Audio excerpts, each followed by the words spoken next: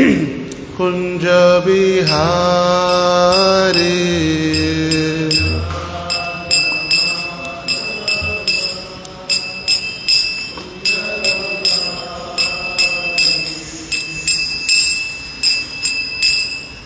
जय राधा माधव कुंज बिहारी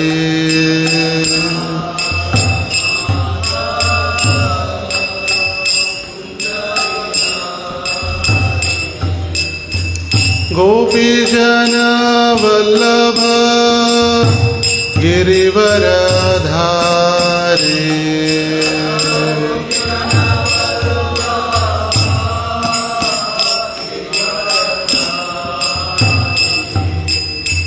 गोपीजन वल्लभ गिरिवरधारी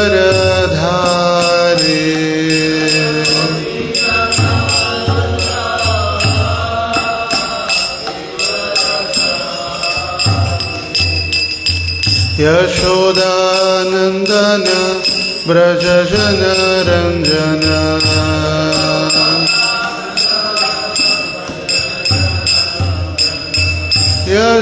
यशोदानंदन ब्रजजन रंजन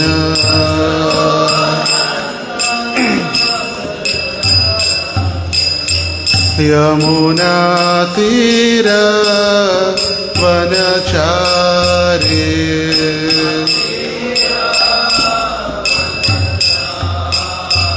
यमुना तीर वनचारी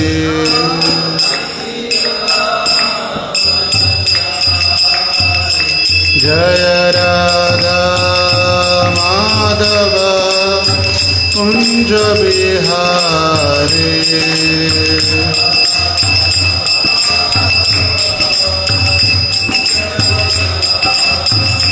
जय राधा माधव कुंज बिहारी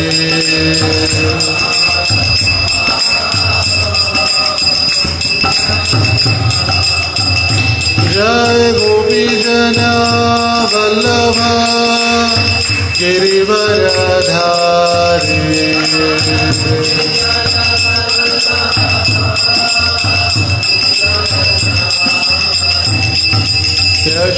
यशोदानंदन व्रजजन रंजन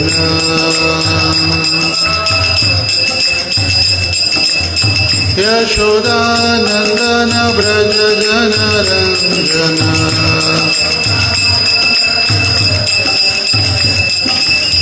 यमुना तीर वनचारी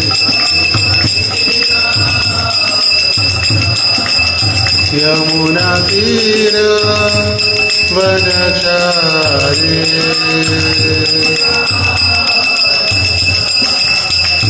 जय राधा गोविंद राधा गोविंद राधे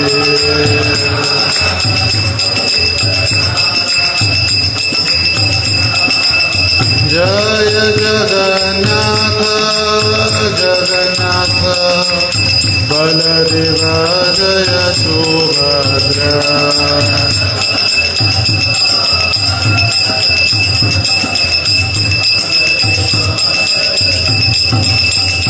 जय गौरनिताय गौरनिताय गौरनिताय जय गौरनिताय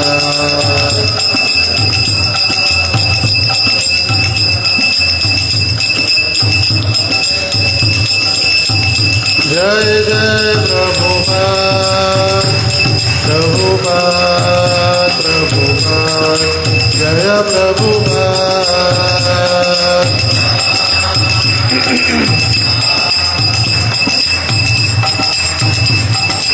निताय गौर हरि बोल हरि बोल हरि बोल गौर हरि बोल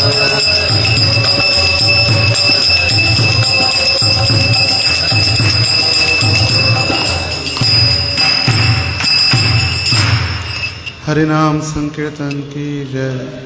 श्री श्री राधा गोविंद देव की जय। श्री श्री जगन्नाथ बलदेव सुभद्रा महारानी की जय। श्री श्री निताई गौर सुंदर की जय। श्रील प्रभुपाद की जय। समवेत गौर भक्त वृंद की जय। ग्रंथराज श्रीमद् भागवतम की जय। निताई गौर प्रेमानंदे हरि हरि बोल।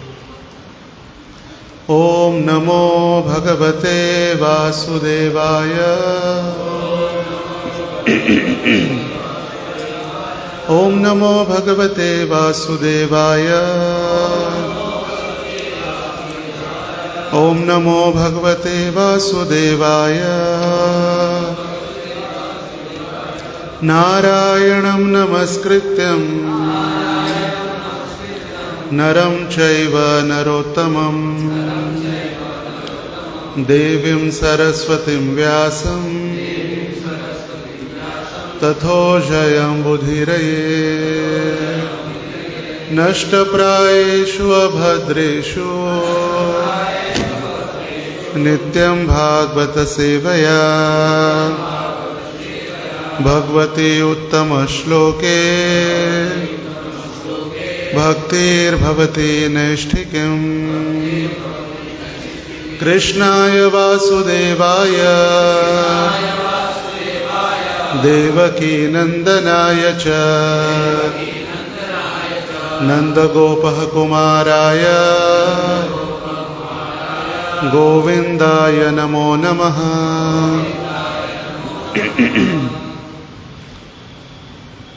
आज हम चर्चा करेंगे ग्रंथराज श्रीमद् भागवतम स्कंद 9 अध्याय 19 श्लोक संख्या 5 और 6। अध्याय का शीर्षक है राजा ययाति को मुक्ति लाभ।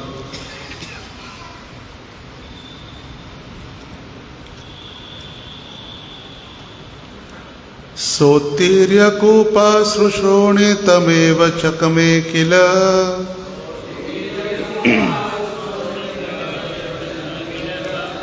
तया वृत्तं समुद्विक्ष भव्योजा कान्तकामिने।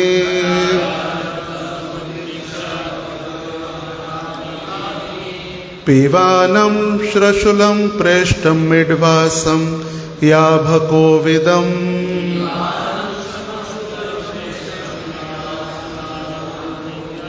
स एको जश वृषजास्तां बवीनां रतिवर्धन।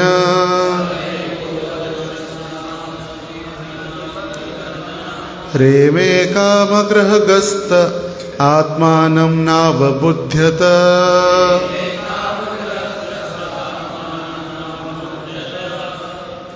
सोत्तीर्य कूपाश्रुश्रोणे तमेव चकमे किल।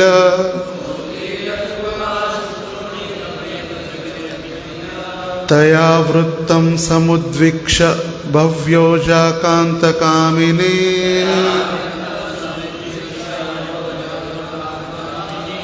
पीवानं श्मश्रुलं प्रेष्ठमिड्वासं याभकोविदम्।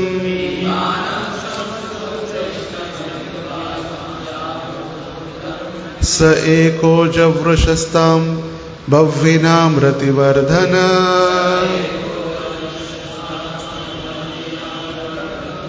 रेमे कामग्रहग्रस्त आत्मानं नावबुध्यत।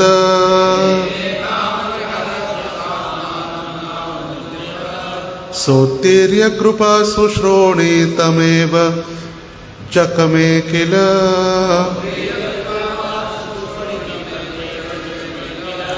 तया वृत्तं समुद्विक्ष भव्योजा कान्तकामिने।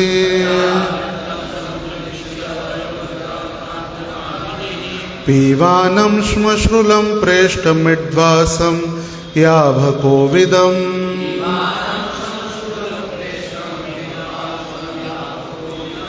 स एको जवृषस्तां बह्वीनां रतिवर्धन।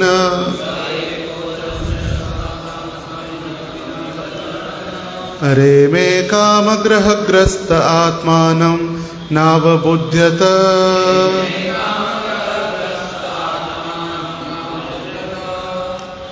दोहराइए।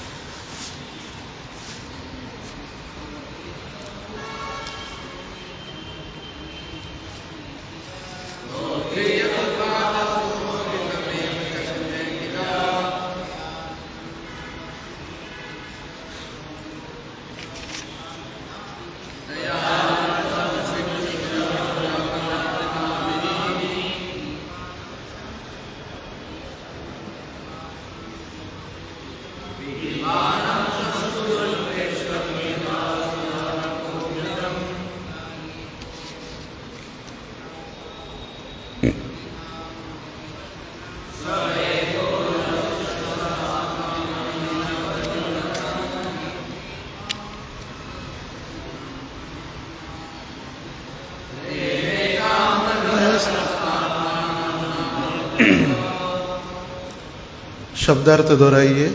सा वह बकरी उत्तीर्य बाहर निकलकर कुपात कुएं से सुश्रेणी अच्छे पट्ठों वाली तम बकरे को एव निस्संदेह चक में पति रूप में पाना चाहा।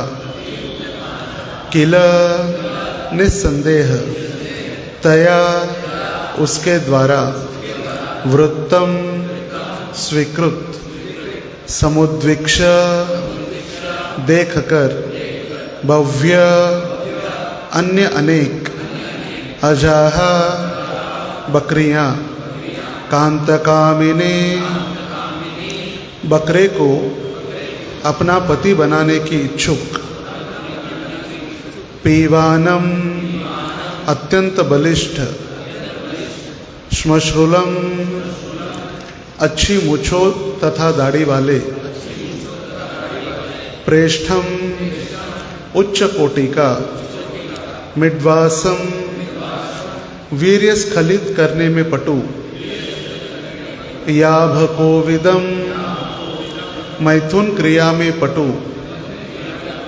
सह वह बकरा एक अकेला अजवृष बकरियों का नायक तासाम सारी बकरियों का बह्वीनाम अनेक रतिवर्धन कामेच्छा को बढ़ाने में समर्थ रे में भोग किया कामग्रहग्रस्त कामेच्छा के भूत से सताया हुआ आत्मानम अपने आप को न नहीं अवबुध्यत समझ सका। अनुवाद और तात्पर्य कृष्ण कृपा श्री मूर्ति एसी भक्ति वेदांत स्वामी शिल प्रभुपाद जी के द्वारा। शिल प्रभुपाद की जय। अनुवाद। जब सुंदर पट्ठों वाली बकरी कुएं से बाहर आ गई और उसने अत्यंत सुंदर बकरे को देखा तो उसने उसे अपना पति बनाना चाहा। जब उसने ऐसा कर लिया तो अन्य अनेक बकरियों ने भी उस बकरे को अपना पति बनाना चाहा, क्योंकि उसका शारीरिक गठन अत्यंत सुंदर था, उसकी मूछ तथा दाढ़ी सुंदर थी और वह वीर्य स्खलन करने तथा संभोग कला में पटु था। अतएव जिस तरह भूत से सताया गया मनुष्य पागलपन दिखलाता है, उसी तरह वह श्रेष्ठ बकरा अनेक बकरियों से आकृष्ट होकर तथा अश्लील कार्यों में लिप्त रहने के कारण आत्म साक्षात्कार के अपने असली कार्य को भूल गया। तात्पर्य। भौतिकतावादी सचमुच ही संभोग के प्रति अत्यधिक आकृष्ट रहते हैं। यन मैथुनादि गृहमेधि सुखम ही तुच्छम। यद्यपि मनुष्य जी भर कर विषयी जीवन बिताने के लिए गृहस्थ बनता है, लेकिन वह कभी भी तुष्ट नहीं होता। ऐसा विषयी भौतिकतावादी व्यक्ति बकरे के समान होता है, क्योंकि कहा जाता है कि वध के लिए जाए जाने वाले बकरे को यदि संभोग करने का अवसर मिल जाए तो मरने के पूर्व भी वह संभोग कर लेता है। किंतु मनुष्य जीवन तो आत्म साक्षात्कार के निमित्त है। तपो दिव्यम पुत्र कायेन सत्वम शुद्धे तस्मात् ब्रह्म सौख्यम त्वम अनंतम। मनुष्य जीवन आत्म साक्षात्कार के लिए है, उस आत्मा के लिए जो शरीर के भीतर है। देहिनोस्मिन् यथा देहे। भौतिकतावादी मूढ़ यह नहीं जानता कि वह शरीर नहीं अपितु शरीर के भीतर का आत्मा है। फिर भी मनुष्य को चाहिए कि वह अपनी वास्तविक स्थिति को समझे और ज्ञान का अनुशीलन करे, जिससे वह शारीरिक बंधन से मुक्त हो सके।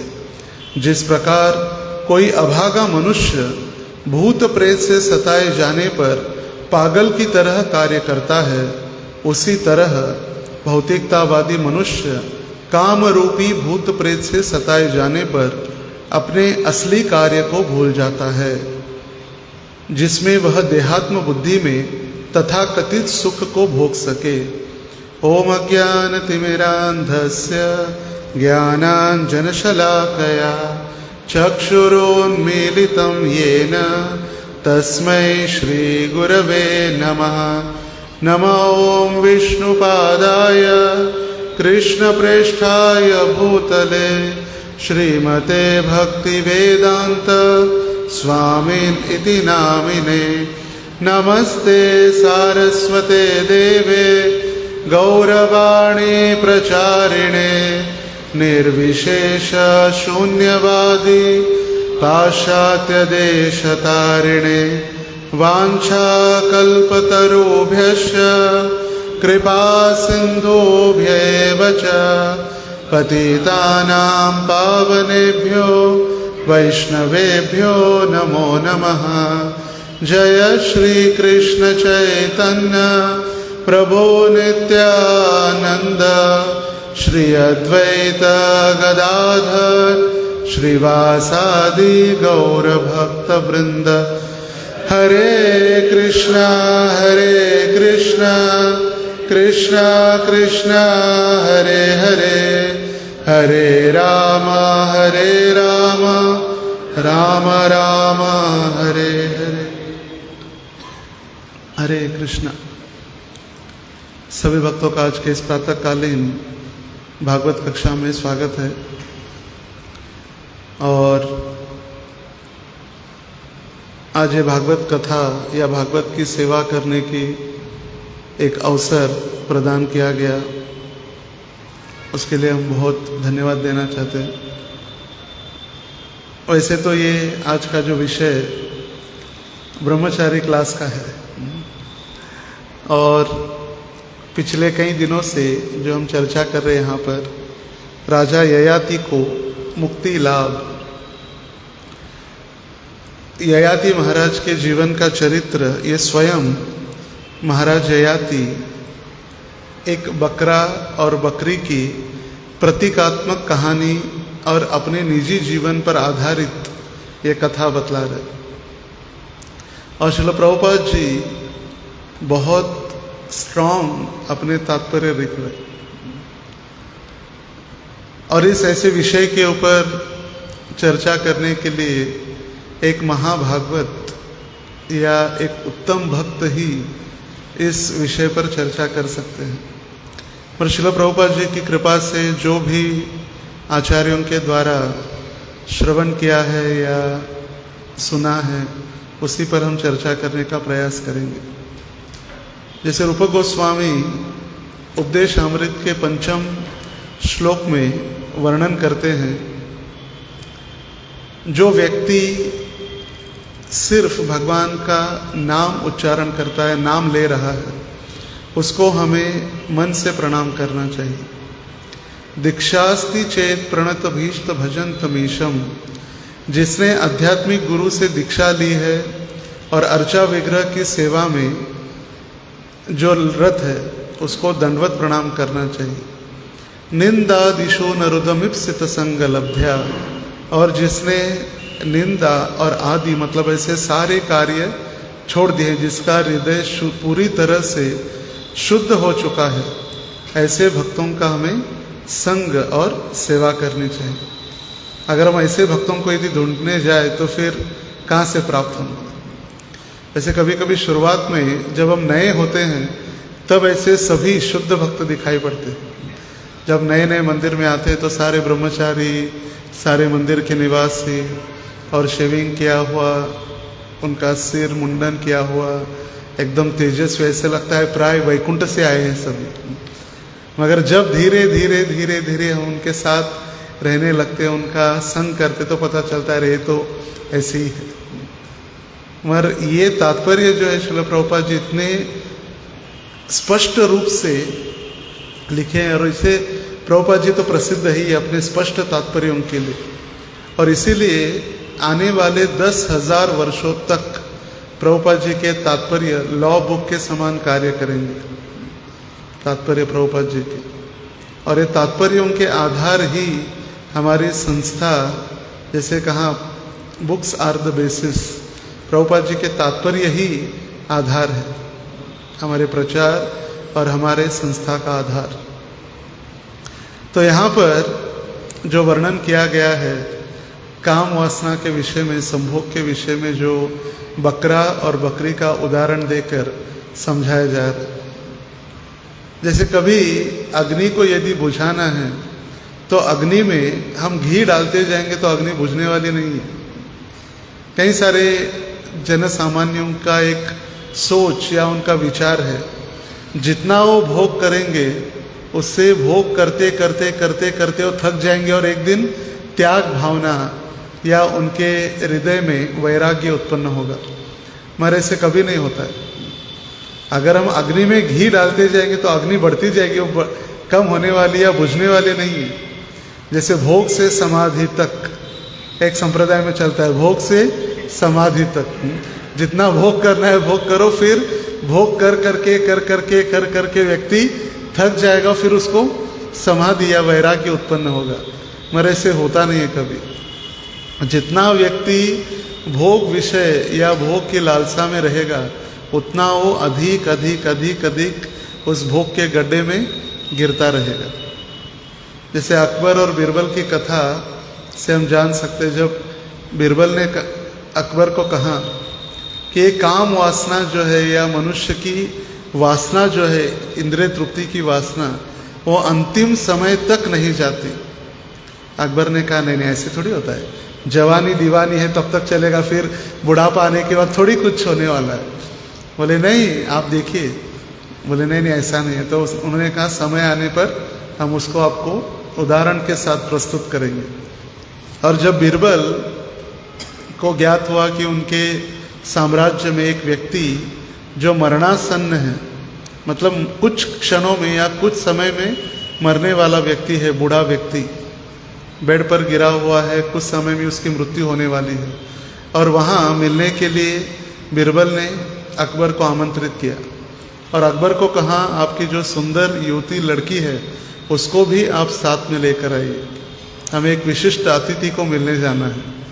और जब दोनों पहुँचे, देखिए वहाँ पर भारत के सम्राट, मुगल सम्राट अकबर है, उनके सेनापति बीरबल है, मगर उस मरणासन्न जो व्यक्ति शैया पर गिरा हुआ था, कुछ ही क्षणों में उसकी मृत्यु होने वाली थी, वो व्यक्ति इन दोनों को नहीं देख रहा था। वो किसको देख रहा था? वो सुंदर लड़की को देख रहा था। पूरा ऊपर से नीचे तक वो लड़की को निखार रहा था। तो ये है और तब बीरबल ने कहा अकबर को देखो इसका ध्यान कहाँ है।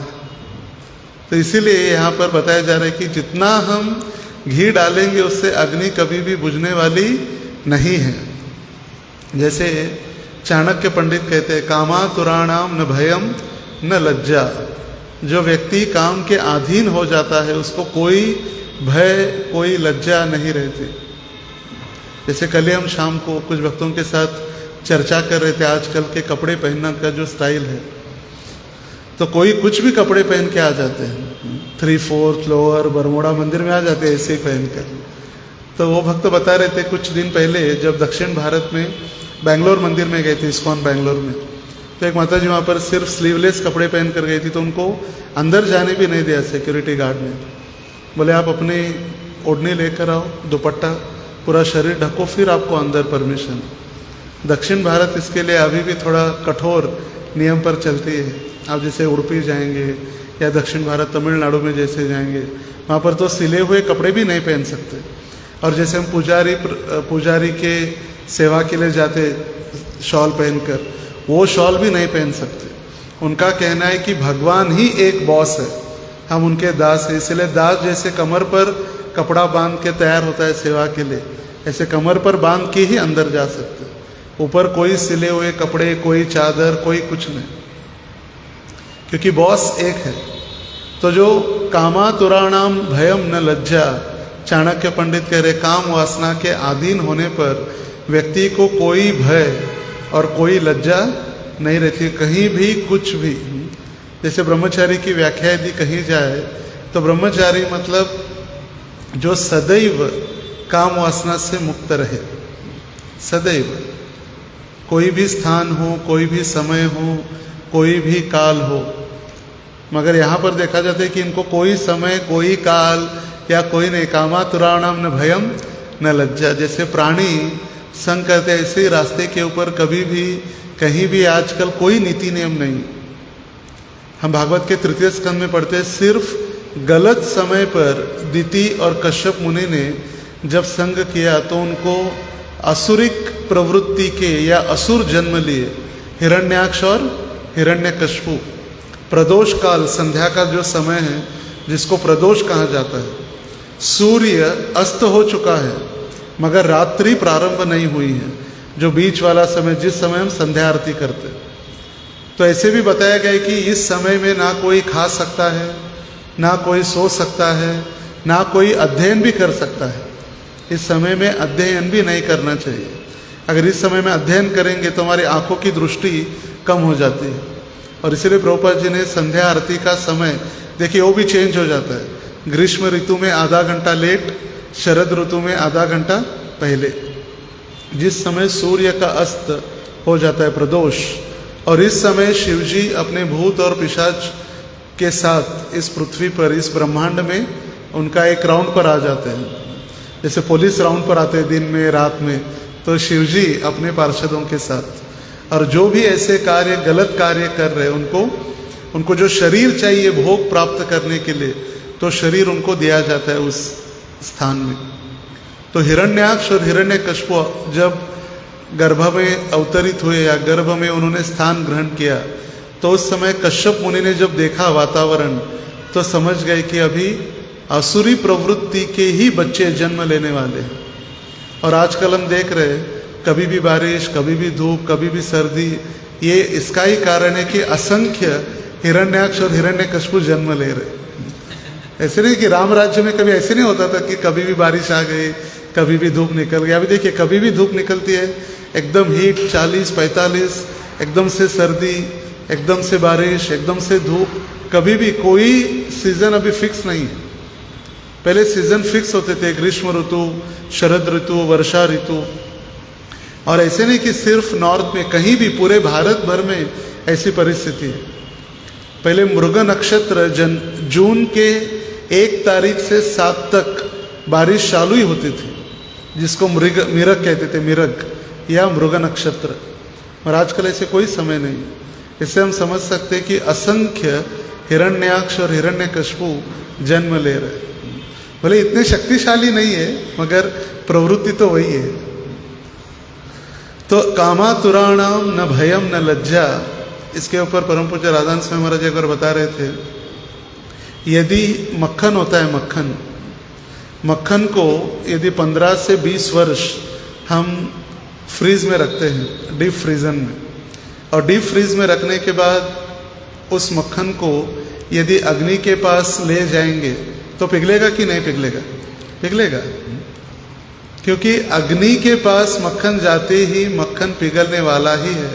उसी प्रकार यदि कोई व्यक्ति सोचेगा कि अभी 15-20 साल से मैंने अभी बहुत बड़ी तपस्या कर ली, अभी माया मुझे छू भी नहीं सकती, मगर वो माया, वो कहने वाले को ही माया ने गाढ़ आलिंगन किया है, छूना तो बहुत दूर की बात है। तो कभी कभी इसीलिए श्रील प्रभुपाद जी कहा करते थे कि, और तात्पर्यों में भी शास्त्रों में लिखा गया कि अपनी माँ हो, बहन हो, वैरागी को अपने माँ और बहन के साथ भी एकांत में वार्तालाप या रहने की अनुमति नहीं है।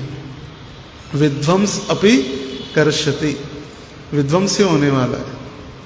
और इसीलिए हमें ये नहीं सोचना चाहिए चलो हम 15-20 साल 25 साल अभी आश्रम में हैं, अभी मुझे कुछ नहीं होगा, माताओं के साथ आराम से हम उनके साथ बात कर सकते हैं, उनके साथ रह सकते हैं। 15-20 साल के बाद भी भक्ति सिद्धांत सरस्वती ठाकुर को पूछा गया, आपको कृष्ण भावनामृत में स्थिर होने के लिए, सिर्फ स्थिर, शुद्ध भक्ति नहीं, स्थिर होने के लिए कितना समय लगा? तो उन्होंने कहा 15 साल। 15 साल उनको सिर्फ स्थिर होने में। किसको? भक्ति सिद्धांत सरस्वती ठाकुर, जो नैष्ठिक ब्रह्मचारी रहे। एक होता है नैष्ठिक, दूसरा है उपकुर्वण और तीसरा है नहीं स्ट्रिक्ट, जो स्ट्रिक्ट नहीं है। नैष्ठिकी, उपकुर्वण और नहीं स्ट्रिक्ट, जो नियमों को अपने आप से या आसानी से नियमों का पालन करे, हो गया तो हो गया बस। मगर ऐसे कभी भी नहीं होता। अंतिम सांस तक ये माया कभी भी अपना कार्य करने में कभी, माया को कभी छुट्टी नहीं है। 365/24 वो सदैव है। मंदिर में भी, मंदिर के बाहर भी, मंदिर के प्रांगण में भी, हर जगह। मंदिर में तो ज़्यादा एक्टिव रहती है माया, क्योंकि जहाँ कृष्ण तहाँ नहीं मायार अधिकार। तो जैसे ही बाहर जाएंगे माया ही माया, कभी भी। और ये सिर्फ चांस है, जहाँ कृष्ण तहाँ नहीं। ऐसे नहीं कि कृष्ण मंदिर में है इसका मतलब माया नहीं है। हम जब कृष्ण को हम भूल गए उस समय माया ने आलिंगन कर ही लिया। और कृष्ण की सेवा और कृष्ण के वचन, ये दो है। कृष्ण ने कही हुई बातें और कृष्ण की सेवा के विषय में चिंतन। और यही जो श्लोक है इसका तात्पर्य सिमिलर 3 स्थानों पर यही तात्पर्य मिले।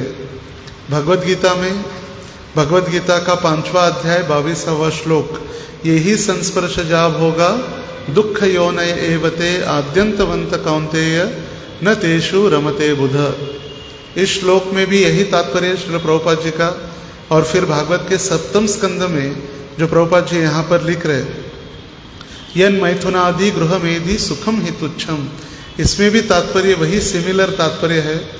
और इस श्लोक का तात्पर्य, ये तीनों श्लोक तात्पर्य वही है जिसमें ऋषभदेव महाराज का जो प्रभुपाद जी ने लिखा है कि मनुष्य शरीर सिर्फ बिल्ली और कुत्तों जैसा संभोग करने के लिए अपितु तपस्या करने के लिए, तीनों तात्पर्य में लिखा है प्रभुपाद जी ने। आगे चलकर ये जो प्रभुपाद जी तात्पर्य लिखे है भगवद गीता का, उसमें भी यही वर्णन है यमुनाचार्य का। यमुनाचार्य का जो वर्णन है, यमुनाचार्य लिखते हैं कि जब भी आज इतने सुंदर सुंदर कृष्ण के प्रति मेरा आकर्षण, कृष्ण के प्रति नए नए रसों का मैं आस्वादन करते जा रहा हूँ, मगर जिस समय ये स्त्री संग का जो इच्छा हृदय में उत्पन्न होती है तो मैं इसके ऊपर क्या कर देता हूँ, थूक देता हूँ।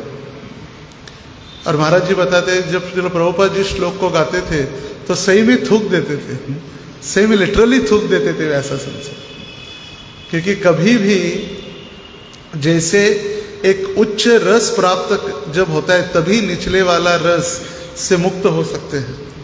जैसे देखिए जब फर्स्ट क्लास से 10th क्लास तक पढ़ाई करते हैं बच्चे, 10 साल एक साथ रहते हैं, और जब 10वीं कक्षा पास होने के बाद रोना धोना चालू हो जाता है, अरे हम 10 साल रहे, अभी क्या होगा, हम कैसे रहेंगे, मेरा नंबर रखो, मेरा एड्रेस ले लो, हम मिलते रहेंगे बाद में और समय समय पर हम गेट टुगेदर करेंगे।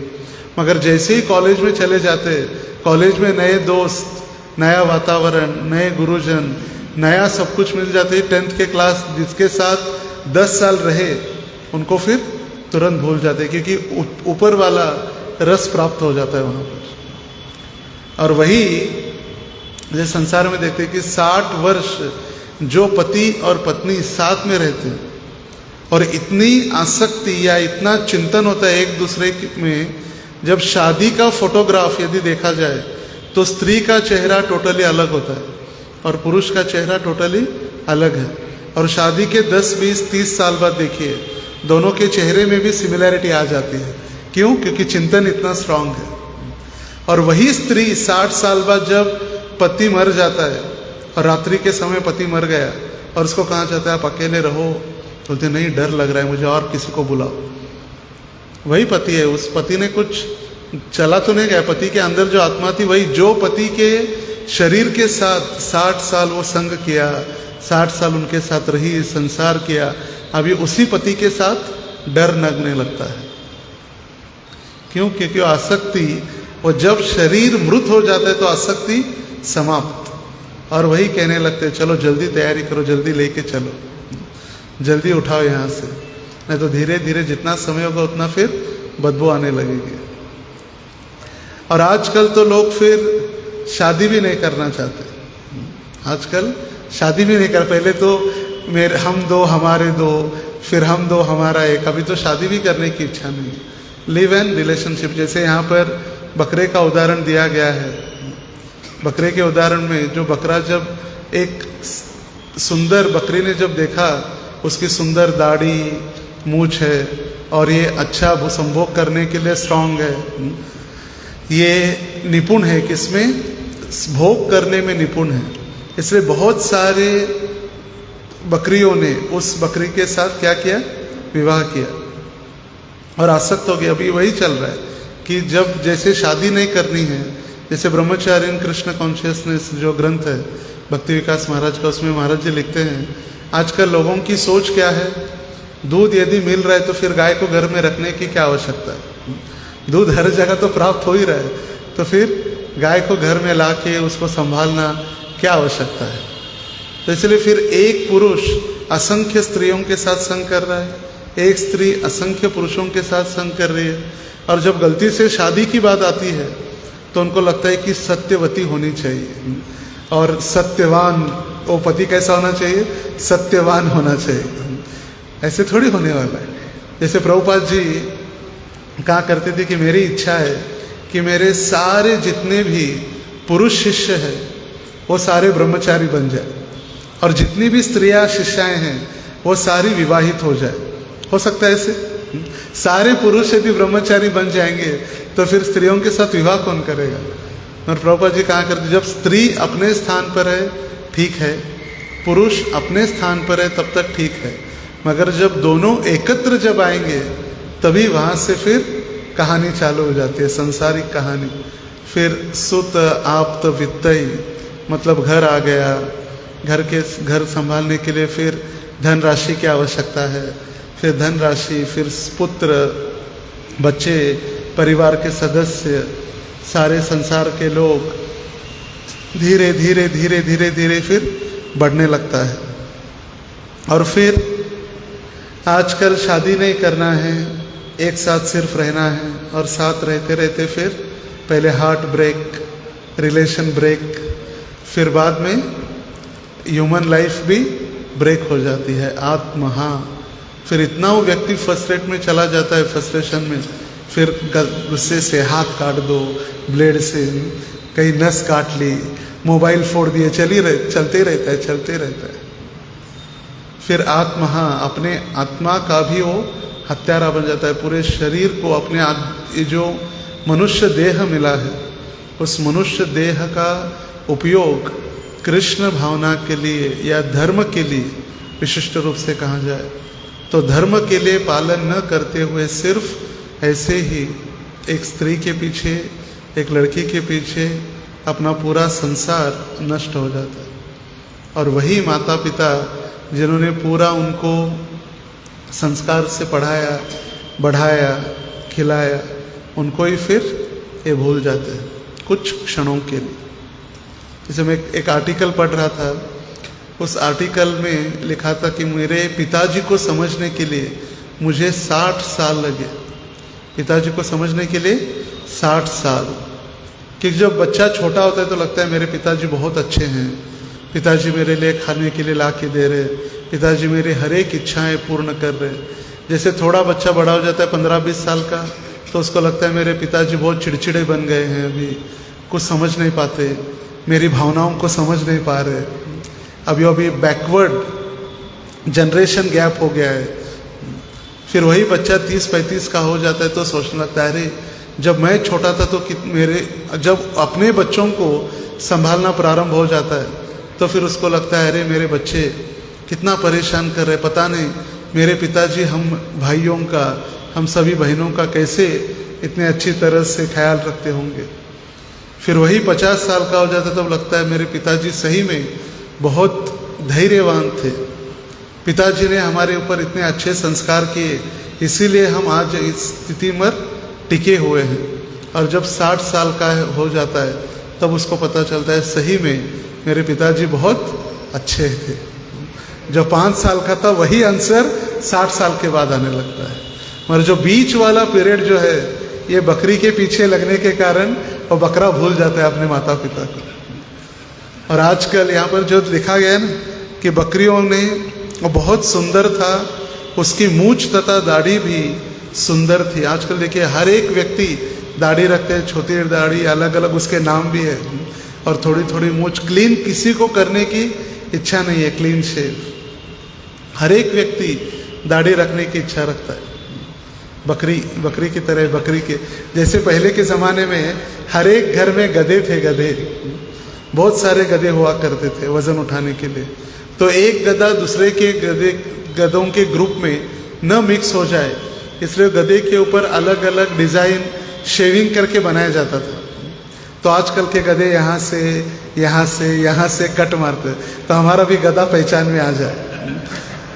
दाढ़ी में, मूंछ में जो डिज़ाइन बनाई जाती है, तो गधे को समझने के लिए कि हमारा गधा सही सलामत घर वापस आ जाए। ये जो डिज़ाइन से अलग अलग स्टाइल, हेयर कटिंग की स्टाइल, ये गधों के ऊपर पहला शेविंग ब्लेड से किया जाता है कि गधा घर पे वापस अपने अपने ग्रुप में आ जाए और पहचान सके। कि इतने सारे गधे इकट्ठा होंगे तो फिर पहचानेंगे कैसे? ये तो गाय का बच्चा तो है नहीं, देसी गाय का बच्चा या बछड़ा, जो लाखों गायों में भी अपने माता के पास ही चला जाता है। अब देखिए 10 लाख गाय हो, 1000 गाय हो, 5000 हो, गाय का, देसी गाय का बछड़ा, हम जर्सी की नहीं बात कर रहे, देसी गाय का बछड़ा कहीं भी छोड़ दिया जाए तो अपने माँ के पास ही जाता है। ये देसी गाय का एक विशेषता है।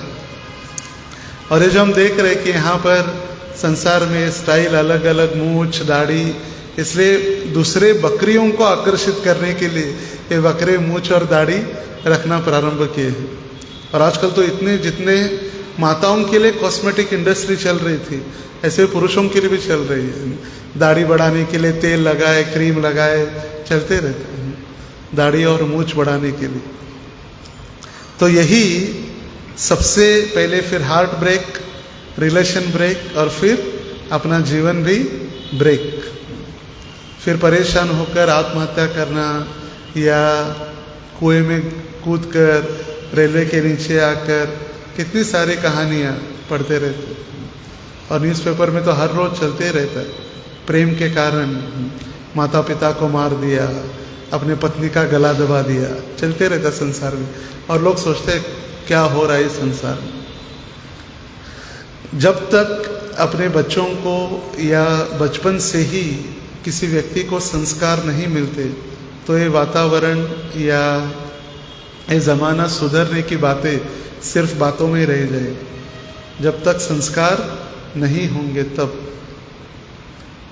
और इसीलिए देखते हैं, जैसे ध्रुव महाराज को जब सुनीति माता ने कहा कि भगवान की प्राप्ति करनी है, इस भौतिक संसार में यदि आपको कुछ श्रेष्ठ स्थान प्राप्त करना है तो कौन दे सकता है? सिर्फ भगवान ही दे सकते हैं।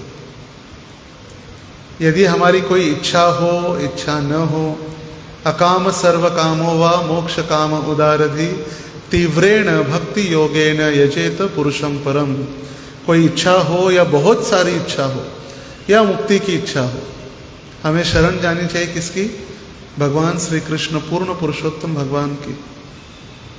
तो ये जो ध्रुव महाराज का उपाख्यान है, उसमें प्रभुपाद जी के तात्पर्य भक्ति में प्रगति करने के लिए जो इंस्पिरेशन है, या भक्ति में प्रगति करने के लिए जो, जिसको हम कह सकते हैं एक सप्लीमेंट जैसे, स्ट्रॉन्ग सप्लीमेंट, टॉनिक जो है श्री प्रभुपाद जी के तात्पर्य, ध्रुव महाराज के तात्पर्यों में।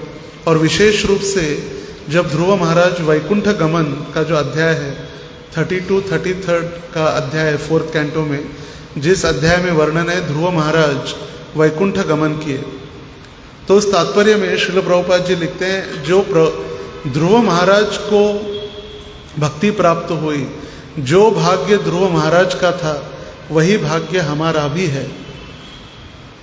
जो भक्ति ध्रुव महाराज को उसी जन्म में प्राप्त हुई, वो भक्ति हमें भी प्राप्त हो सकती है यदि हम तीव्रता से तपस्या करें। अभी हमारे लिए तपस्या क्या है?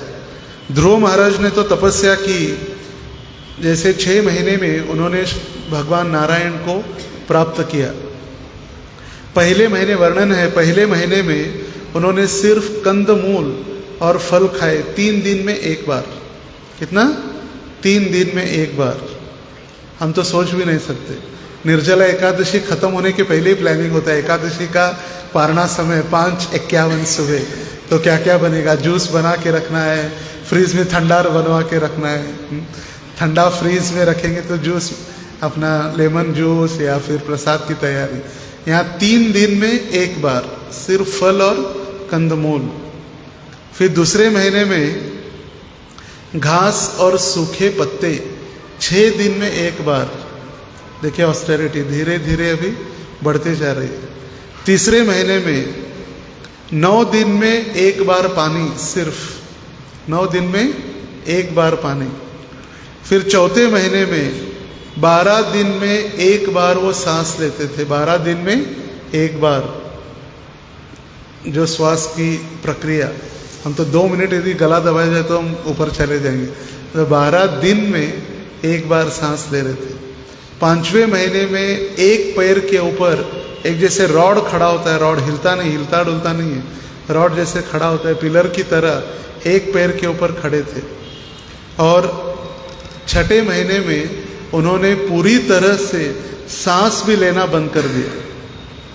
और जब उन्होंने सांस लेना बंद कर दिया तो सारे सृष्टि में सांस लेना मुश्किल हो गया सारे जीवों का।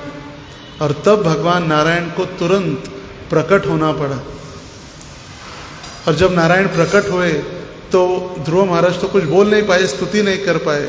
तो ज्ञान का प्रतीक भगवान का जो शंख है, उन्हें शंख ने गाल के से स्पर्श हुआ, तब तुरंत स्तुति करने लगे। तो उस तात्पर्य में श्रील प्रभुपाद जी लिखते हैं, आज तो हम इतनी ऐसे कठोर तपस्याएं नहीं कर पाएंगे जैसे ध्रुव महाराज ने किया। तो हमारे लिए तपस्या क्या है? जो हमारे आध्यात्मिक गुरु, जो प्रामाणिक प्रतिनिधि है भगवान के, वो जो हमें आदेश देते हैं, उन आदेशों का अच्छी तरह से प्रामाणिकता से पालन करेंगे तो वही हमारे लिए सबसे बड़ी तपस्या है।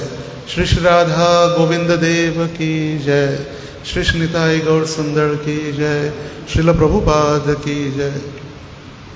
और यही हमारे लिए सबसे बड़ी तपस्या है। कौन सी? जो आध्यात्मिक गुरु श्रील प्रभुपाद जी, उनके शिष्य या वर्तमान आचार्यगण, हमारे गुरुजन जो हमें आदेश देते हैं, उन आदेशों का पालन करते हुए हमें भगवान की भक्ति में लगे रहना, यही सबसे बड़ी तपस्या है। इतना आसान नहीं भक्तों के सानिध्य में रहकर भक्ति करना। हम कह तो देते हैं भक्तों के सानिध्य में कितना अच्छा है। आप मंदिर में रहने वालों का बहुत आसान है, कुछ कितना अच्छा है, आनंद ही आनंद है। सुबह उठना है, आरती करनी है, भक्तों के साथ रहना है, 2 टाइम प्रसाद देना है, कीर्तन करना है। अगर किसी बाहर वाले व्यक्ति को बुलाया जाए, हम आपको 10,000 देंगे, एक दिन मंदिर में रह के दिखाओ, तो भी बहुत कठिन हो जाता है। और सोच भी नहीं सकते मंदिर में रहना। जैसे एक श्रील प्रभुपाद जी के शिष्य, उनका नाम मुझे याद नहीं आ रहा है, वो भक्त बनने के पहले उन्होंने कुछ गलत कार्य किए थे, इसलिए उनको जब कोर्ट में पेश किया गया तो जज ने पूछा आपका क्या चल रहा है? बोले अभी मैं मंदिर में रहता हूँ। बोले दिनचर्या क्या है?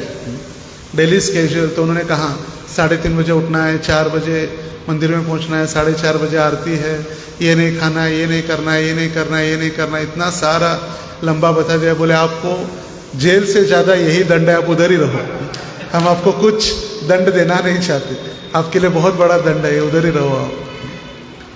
तो यहाँ पर जो हम देख रहे तपस्या, श्रील प्रभुपाद जी बता रहे कि वही तपस्या आध्यात्मिक गुरु महाराज के जब आदेशों का यदि हम पालन करेंगे तो वही हमारे लिए सबसे बड़ी तपस्या है। और फिर आगे चलकर प्रभुपाद जी जब लिखे हैं, जिस समय ध्रुव महाराज गरुड़ विमान पर बैठकर जा रहे थे वैकुंठ की ओर, तो उनके मन में जब चिंतन हुआ कि अच्छा होता काश मेरी माँ सुनीति मेरे साथ आती, तो जैसे ही उनके मन में विचार हुआ तो विष्णुदूत तो अंतर्यामी है और उन्हें उनको कह दिया चिंता मत करो, देखो सामने वाला जो विमान जा रहा है उसमें आपकी माँ सुनीति आपके पहले ही जा रही है। और उस तात्पर्य में श्रील प्रभुपाद जी लिखते हैं कि भक्ति सिद्धांत सरस्वती ठाकुर कहा करते थे कि उन्होंने जो गौड़ीय संप्रदाय का प्रचार किया, उस प्रचार में यदि एक भी शुद्ध भक्त बन जाए तो मेरा जीवन यशस्वी है। कौन कहते थे? भक्ति सिद्धांत सरस ठाकुर।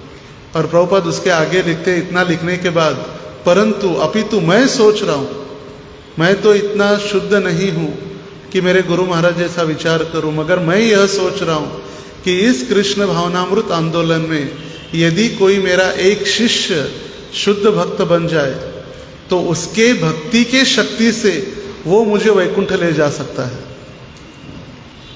अंतर्राष्ट्रीय कृष्ण भावनामृत संघ के संस्थापक आचार्य कह रहे कि मेरा यदि कोई शिष्य एक शुद्ध भक्त बन जाए तो उसके आध्यात्मिक शक्ति से मैं वैकुंठ लेकर वो मुझे जा सकता है। तो ये जो तात्पर्य है प्रभुपाद जी के 4th कैंटो, स्पेशली ध्रुव महाराज जी का वैकुंठ गमन, इसमें जो तपस्या का वर्णन देखिए, तपस्या यहाँ पर बताई गई है, तपो दिव्यम पुत्र कायेन सत्वम। ये तपस्या हमारे लिए वही है जो कृष्ण भावनामृत आंदोलन में गुरु के दिए हुए वचनों का हम पालन करें। भागवत में बहुत स्थानों पर इन बकरी और बकरे का वर्णन प्राप्त होता है। विशेष रूप से 3रे स्कंद में दक्ष प्रजापति के सभा में ये बकरे की उपमा दी गई है अभिमान के लिए। अभिमान, दंभ, गर्व, अहंकार। उस दक्ष प्रजापति की सभा में भी वैष्णवानाम यथा शंभो, शिवजी उपस्थित थे।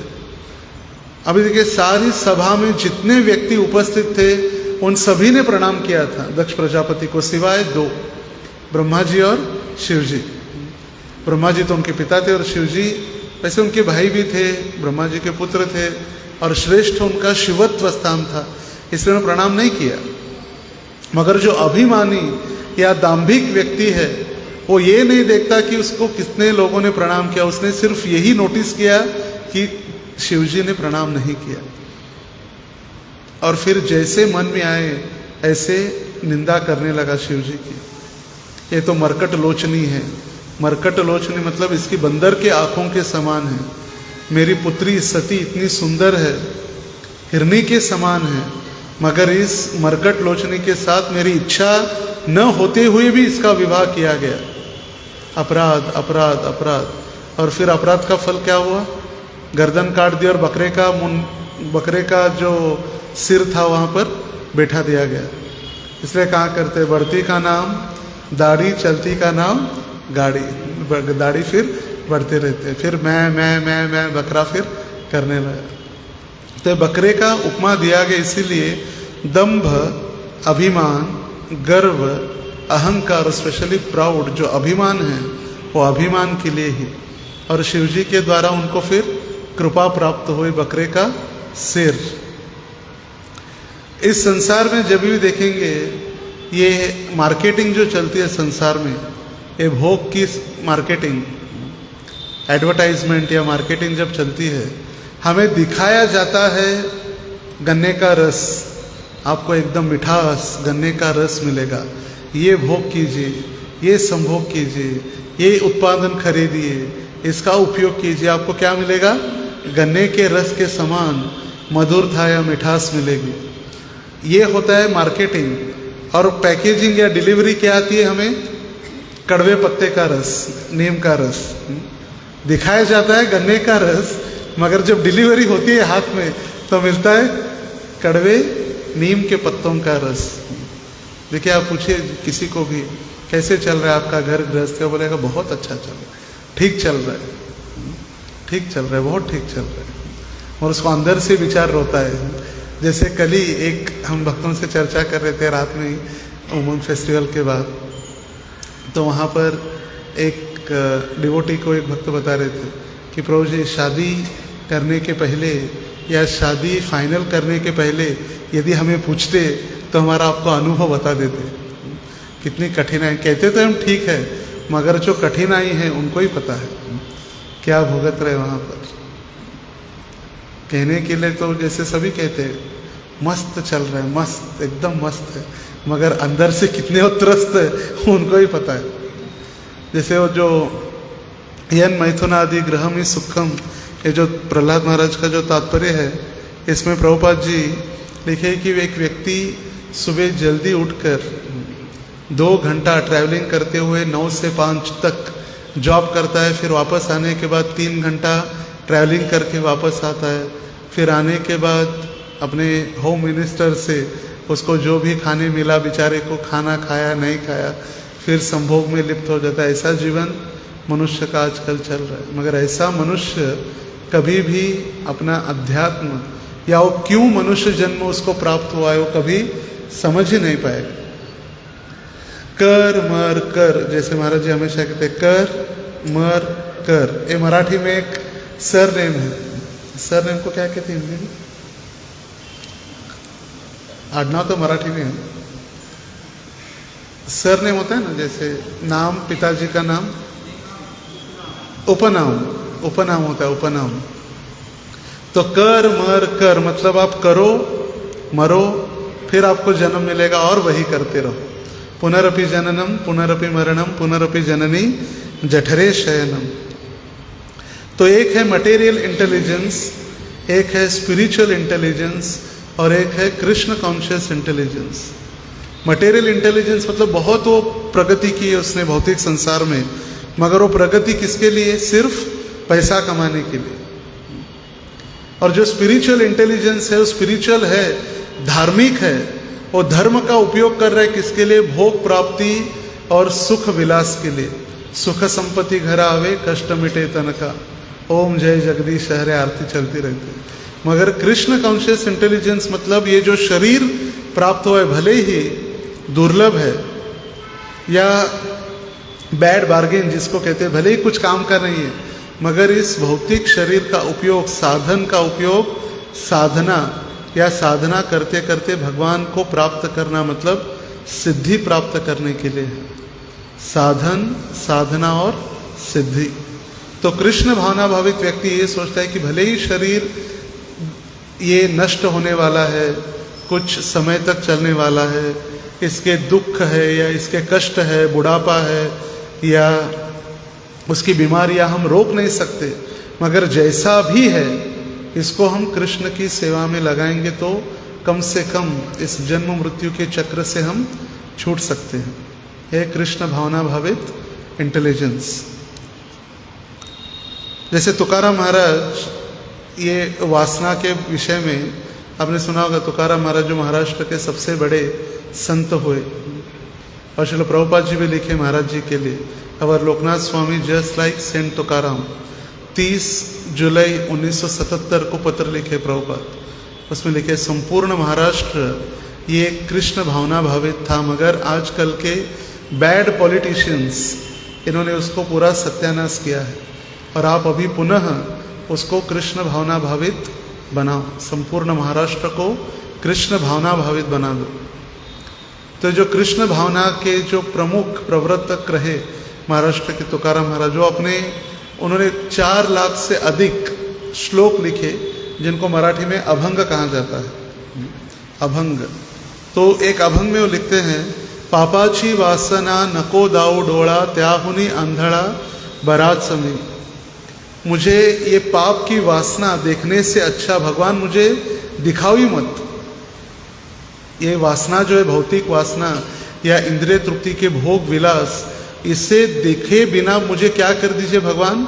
अंधा बना दीजिए। त्याहुनी आंधळा, आंधळा मतलब अंधा बना दीजिए, मुझे देखने की इच्छा ही नहीं है। जैसे अजामिल ने कुछ क्षण देखा, क्या देखा? एक शूद्र और शूद्रानी आलिंगन कर रहे, चुंबन कर रहे, कुछ क्षणों के लिए उन्होंने देखा, मगर उस देखने का परिणाम 80 साल तक उसको भुगतना पड़ा। एट द एज ऑफ 88 उनको 10वां लड़का हुआ। एट द एज ऑफ 88, 80 साल तक उसका इम्पैक्ट हुआ। सिर्फ कुछ क्षण देखा था उसने, मगर उसका इम्पैक्ट देखे 80 साल तक रहा। और आज हम इतना सुबह से लेकर रात तक वही चलते रहते हैं, सारे संसार में बिल बोर्ड, एडवर्टाइज, रास्ते पर आते जाते इतना देख रहे, तो उसका इम्पैक्ट कितने जन्मों तक रहेगा। और इसीलिए तुकाराम महाराज कह रहे, भगवान मुझे दिखाओ मत, उससे अच्छा क्या कीजिए, मुझे अंधा बना दीजिए। निंदेचे श्रवण नको माझे कानी, बधिर करोनी ठेवी देवा। दूसरों की निंदा सुनने से अच्छा मुझे क्या बना दो? बहिरा बना दो, बधिर, सुनना ही नहीं। सुनाई नहीं देगा तो क्या, निंदा जितनी भी करनी है करो, फिर मुझे सुनाई नहीं दे रहा तो इसका इम्पैक्ट भी नहीं होगा। अपवित्र वाणी नको माझे कानी, त्याहुनी मुक्का बरात समी। अपवित्र वाणी नको माझा मुखा, त्याहुनी मुक्का बरात समी। अगर किसी के विषय में अपवित्र या निंदात्मक शब्द बोलना है, उससे अच्छा मुझे मुक्का बना दो, बोलना ही बंद कर दो मेरा। मुझे किसी भी अपवित्र वाणी का उच्चारण नहीं करना है। नको मज कदी पर स्त्री संगति, जना तु न माती उठता भली। कभी भी मुझे पर स्त्री संग की इच्छा ही न हो। अगर वो इच्छा आने के पहले ही मुझे जमीन के अंदर दफना दो। भगवान क्या करो, मुझे जमीन के अंदर दफना दो, लोग मुझे मिट्टी डालकर मुझे दफना दे। इच्छा ही नहीं, इच्छा ही करनी नहीं। तुका म्हणे मज अवघाची कंटाळा, तू एक गोपाळा आवडीशी। तुकाराम महाराज कह रहे कि मुझे सारे संसार से मैं इतना परेशान हो चुका हूँ भगवान, सिर्फ हे गोविंद तू एक गोपाळा, हे गोपाल आप ही मुझे अच्छे लगते हैं। तो ये है एक भक्त की मनस्थिति, मन के विचार। और यहाँ जो है भोग विलास, ये तो फिर बकरा और बकरी के लिए है। और इसीलिए जो सुंदर, देखिए जितने भी आजकल देखते हैं कि संसार में सिर्फ पूरा संसार एक चीज़ पर अटका हुआ है, संभोग या भोग करने के लिए। आत्मेंद्रिय प्रीति वांछा तार बलि काम, कृष्णेंद्रिय प्रीति वांछा धरे प्रेम नाम। और ऐसे नहीं कि सिर्फ संभोग करना वही काम है, अपनी इंद्रियों को किसी भी प्रकार से संतुष्ट करने का प्रयास करे तो फिर वो काम है। और जब हम कृष्ण की इंद्रियों को संतुष्ट करने का प्रयास करते हैं तो फिर क्या है, वो प्रेम है। हम कहते तो है प्यार, प्रेम, लव, दिल की बातें, मगर वहाँ कुछ प्रेम वगैरह कुछ नहीं। जैसे ही अपने इंद्रियों को तुष्ट करना बंद हो जाता है, तुरंत प्रेम क्रोध अवस्था में प्रकट हो जाता है और झगड़े प्रारंभ हो जाते हैं। झगड़े चालू तुरंत, कोई प्रेम कोई प्यार नहीं है। जब तक मेरी इंद्रिय तुष्ट हो रहे तब तक हमारा प्रेम है। जब मेरी इंद्रिय तृप्ति में कुछ एक बैरिकेटिंग आ जाए तो फिर तुरंत हमारे झगड़े, हम शत्रु बनने के लिए तैयार हो जाते हैं। भले वो फिर पत्नी हो, पति हो, माँ हो या पिता हो, कोई भी हो। तो इसीलिए श्रील प्रभुपाद जी यहाँ पर लिख रहे कि हमें, जैसे एक मनुष्य को भूत सताता है और वो पागल की तरह कार्य करता है, तो वैसे काम वासना के प्रति जो भूत लगा है काम वासना का, इससे दूर होना है तो एक ही पर्याय, गुरु के आदेशों का पालन और वैष्णव या भक्तों के सानिध्य में रहना, जो हमें सदैव हमारा रक्षण करते हैं। जैसे कुत्ता होता है, कुत्ता जब कोई नया व्यक्ति आता है तो जोर जोर से भौंकते हुए उनको काटने के लिए दौड़ पड़ता है। मगर यदि उस कुत्ते को चेन से बांधा हुआ है, चेन से बांधा है, तो जहाँ तक वो चेन जाती है वहीं तक जाके भौंकेगा, और जैसे ही फांस लगेगा गले में तो तुरंत आके फिर बैठ जाएगा अपने जगह पर। तो ये फांस जो है, इसकी चेन हमें भगवान के चरणों में बांध के रखनी चाहिए, या गुरु के हाथ में। मेरी डोरी तेरे हाथ। जैसे ही जितना हमारा लूज दिया जाएगा उतना हम जाएंगे, नहीं तो फिर गुरु हमें तुरंत वापस लेकर आ जाएंगे। तो जैसे ही फांस लगेगा माया का तो फिर कृष्ण के चरणों में वापस आ जाएंगे। हरे कृष्णा कृष्णा कृष्णा हरे हरे, हरे राम राम राम हरे हरे। बहुत बहुत धन्यवाद। समय हो चुका है। किसी कोई प्रश्न, टीका, टिप्पणी? बंसीधर प्रभु कुछ बताना चाहते हैं? यस प्रभु बताइए। आप ही जिन्होंने हाथ ऊपर। यस।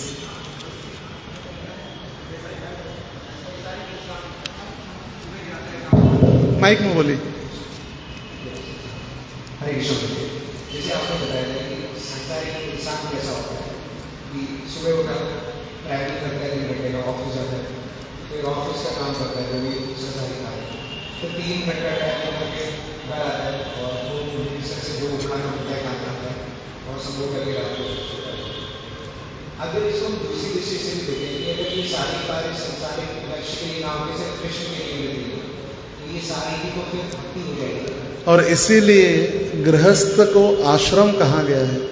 ये जब यहाँ पर जो वर्णन किया गया है, ये गृह मेधि का लक्षण है। गृह मेधि जो जिसे भौतिक संसार के अलावा उसको कुछ नहीं दिखता, ना भगवान है, ना भक्ति है, ना धर्म है, ना संस्कार है, कुछ नहीं। दिन रात गधे की तरह काम करो और रात में भोग करते हुए अपने संसार को, समय को बिताते जाओ। जो भक्त होता है वो कृष्ण को केंद्र में रखने के कारण वो जो भी कार्य करता है उसका परिवर्तन भक्ति में हो जाता है। जैसे खाना है, खाना जब भगवान को अर्पण किया जाता है तो प्रसाद बन जाता है। गाना जब भगवान को अर्पण किया जाता है तो कीर्तन बन जाता है। तो उसी प्रकार जो भी चीज़ हम भगवान को अर्पित कर रहे हैं, तो जो जॉब भी है वो भी भगवान की सेवा के रूप में करता है, तो वो कृष्ण भावना भावित कार्य कहलाता है।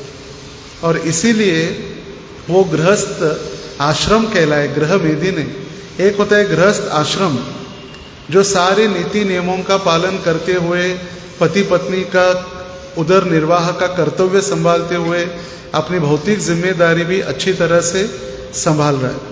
मगर एक दूसरा गृह मेधि जिसका वर्णन यहाँ पर है, उसको भक्ति से कुछ लेना देना नहीं है। दिन रात काम करना, भोग करना, जीना यहाँ, मरना यहाँ, बस खत्म। देखिए प्रभु जी, जैसे समस्या क्या रहती है, जैसे लक्ष्य है कृष्ण, ये मस्तिष्क में रहता है, पर ये जैसे कृष्ण बोलते हैं भगवद गीता में कि सदैव मुझे याद रखना, यही बोला मुझे याद रखना, सदैव मतलब हर समय। तो लक्ष्य है कृष्ण, लेकिन हर समय वो याद नहीं रहते। जैसे धन आया, चलिए हाँ अब ये करेंगे, अब ये करेंगे, कुछ समय कृष्ण याद रखते कई बार। तो ये समस्या है, लक्ष्य कृष्ण है तो हर समय क्यों नहीं, हर कार्य के लिए क्यों याद है। जैसे अगर मुझे पेन भी करना है तो क्यों ना वो कृष्ण के लिए, इस तरह से कैसे याद किया। अभ्यासेन तो कौन्तेय वैराग्येन च गुह्यते। Practice makes man perfect. उसकी शुरुआत धीरे धीरे, हम ऐसे नहीं कि आज हम मंदिर में आए और कल हमारे नेत्रों से मुसलधार वर्षा की तरह नयनों से नयनम गलत अश्रुधार या होने वाला नहीं है।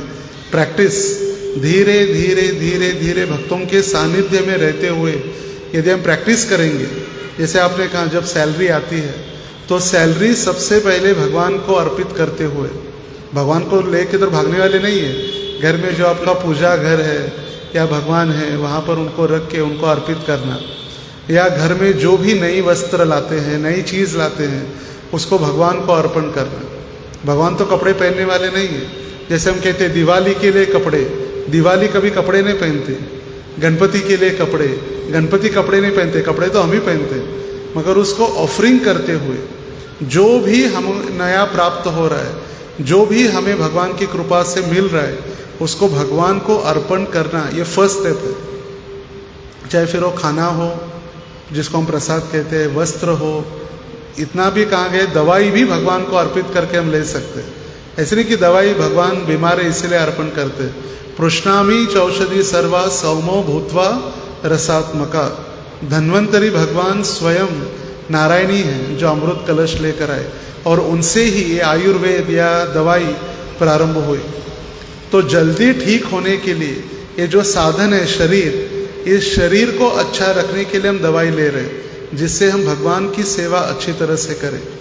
जो महीने की सैलरी आने के बाद उसका उपयोग जब राशन अनाज खरीदने के उपरांत जब पत्नी या अपनी माँ जब भगवान को भोग लगाती है, तो किया हुआ कार्य भी वो भक्ति में गिना जाता है।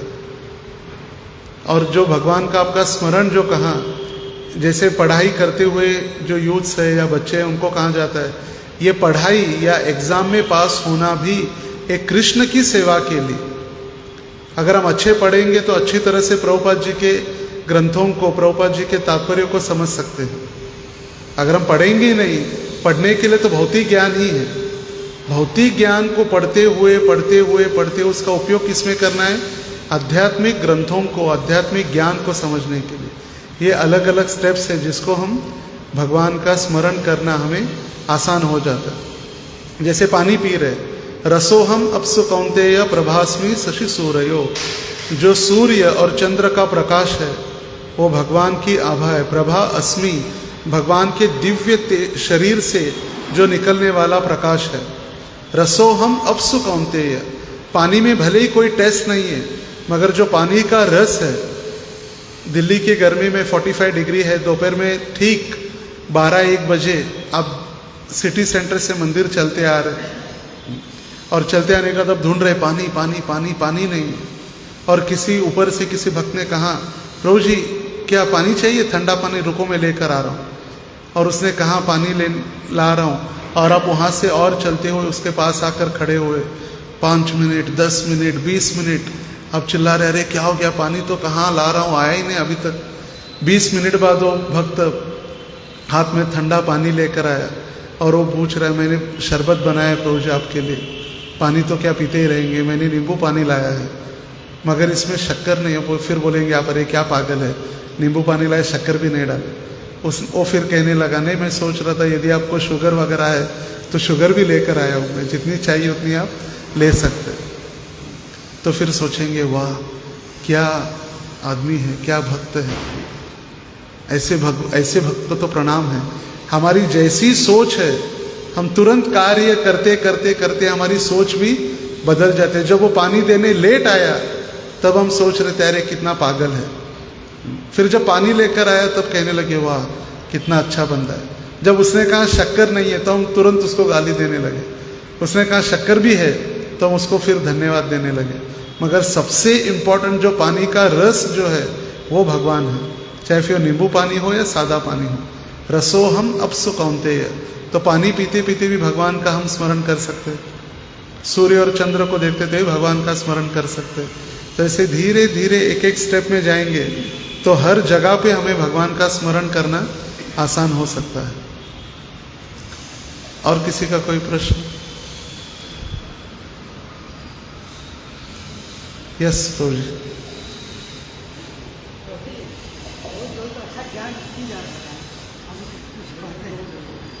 प्रभु का दर्शन।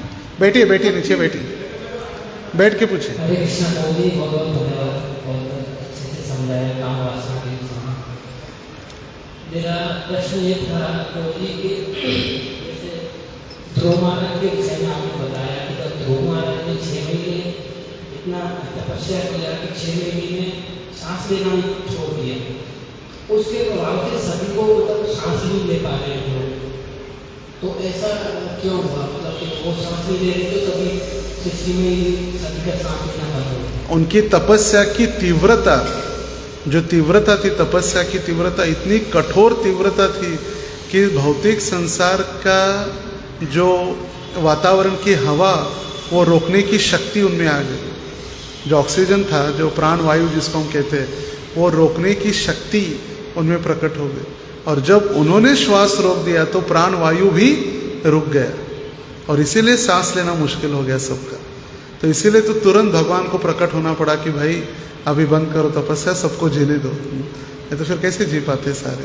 वो कठोरता है, जो तीव्रता है, तीव्रेण भक्ति योगेन यजेत पुरुषम परम, तीव्रता से जो कर रहे हो, तीव्रता की शक्ति, तीव्रता की शक्ति के कारण, कठोरता के कारण।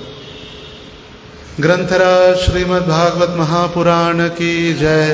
श्री श्री राधा गोविंद देव की जय। श्री श्री जगन्नाथ बलदेव सुभद्रा महारानी